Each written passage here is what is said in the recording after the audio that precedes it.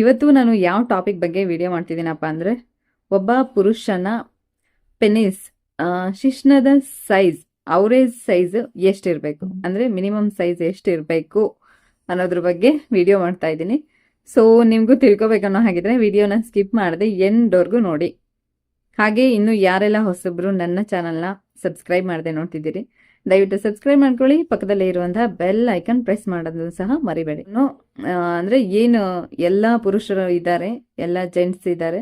So ಪ್ರತಿಯೊಬ್ಬರಿಗೂ ಇರುವಂತಹ average length ಏನಪ್ಪಾ ಅಂದ್ರೆ 4, ಅಂದ್ರೆ ನಾನು ಹೇಳ್ತಾ ಇರೋದು ಎರೆಕ್ಷನ್ ಆದಾಗ, ನಾರ್ಮಲ್ ಟೈಮಲ್ಲ. ಅಂದ್ರೆ ನಾರ್ಮಲ್ ಆಗಿ ನೀವು ಹೇಗಿರ್ತೀರಾ, ಸೊ ನಿಮಿರುವಿಕೆ ಇಲ್ದಲೇ ಇರೋ ಟೈಮಲ್ಲ, ನಿಮಿರುವಿಕೆ ಆದಾಗ 5 ಇಂಚಸ್ ಎಬೋವ್ 3.5 ಇಂಚ್ ಎಬೋವ್ ಅಂದ್ರೆ ನಿಮಿರುವಿಕೆ ಆದಾಗ 3.5ಗಿಂತ ಜಾಸ್ತಿ. ಈ ಅಂದ್ರೆ ನಾರ್ಮಲ್ ಅವರೇಜ್ ಲೆಂತ್ ಏನಪ್ಪಾ ಅಂದ್ರೆ 5 ಇಂಚು.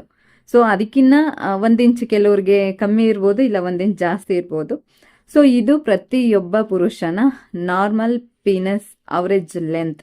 ಅಂದ್ರೆ ಎಲ್ಲ ಪುರುಷರ ಒಂದು ಅವರೇಜ್ ಲೆಂತ್ ಏನಪ್ಪಾ ಅಂದ್ರೆ ನಿಮಿರುವಿಕೆ ಆದಾಗ 5 ಇಂಚಸ್.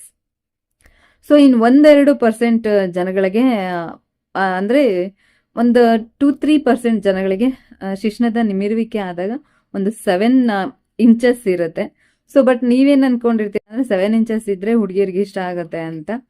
100% ಈ ತರ ಯಾರಿಗೆ ಈ 7 ಇಂಚಸ್ ಇದೆ, ನಮಗೆ ನೀವೇ ಆಕ್ಚುಲಿ ಎಷ್ಟೋ ಜನ ನನಗೆ ಕಾಮೆಂಟ್ ಅಲ್ಲಿ ಹೇಳಿದ್ರಿ ಕೂಡ, ನನಗೆ 7 ಇಂಚಸ್ ಇದೆ, 8 ಇಂಚಸ್ ಇದೆ ಅಂತ.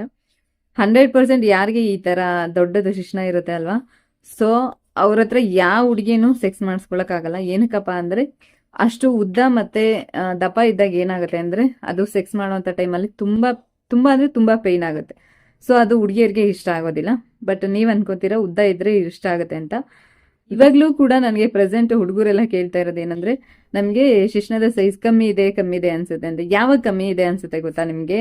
ಯಾವಾಗ ನೀವು ಬ್ಲೂ ಫಿಲಮ್ ನೋಡ್ತಿರಲ್ವಾ, ಸೊ ಅದರಲ್ಲಿ ಏನು ಮೇಲ್ ಇರ್ತಾರೆ ಹುಡುಗ ಅಥವಾ ಪುರುಷ ಏನಿರ್ತಾನೆ, ಸೊ ಅವನ್ ಪೆನಿಸ್ ಸೈಜ್ ನ ನೀವು ನೋಡ್ಕೋತೀರಾ. ಬಟ್ ಅವ್ನು ಹೇಗಿದ್ದಾನೆ ಅನ್ನೋದನ್ನ ನೀವು ನೋಡೋದಿಲ್ಲ.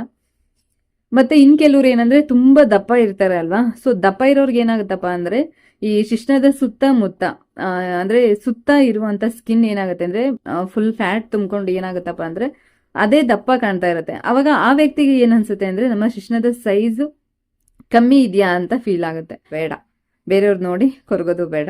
ನಿಮ್ಮ ಹತ್ರ ಏನಿದೆ ಅದರಲ್ಲಿ ಹೇಗೆ ಪರ್ಫಾರ್ಮೆನ್ಸ್ ಮಾಡಬೇಕು ಅನ್ನೋದನ್ನ ಯೋಚನೆ ಮಾಡಿ. ಈಗೂನು ಲೆಂತ್ಗಿನ್ನ ಮೇನ್ ಇಂಪಾರ್ಟೆಂಟ್ ಹೆಣ್ಮಕ್ಳಿಗೆ ನಿಮ್ಮ ಪರ್ಫಾರ್ಮೆನ್ಸ್, ಎಷ್ಟು ಟೈಮು ನೀವು ಅಂದ್ರೆ ಎಷ್ಟು ಹೊತ್ತು ನೀವು ಸೆಕ್ಸ್ ಮಾಡ್ತೀರಾ ಅನ್ನೋದು ತುಂಬಾ ಇಂಪಾರ್ಟೆಂಟ್ ಆಗಿರುತ್ತೆ. ಸೊ ನಿಮ್ಮ ಸೈಜ್ ಮ್ಯಾಟ್ರ್ ಆಗೋದಿಲ್ಲ.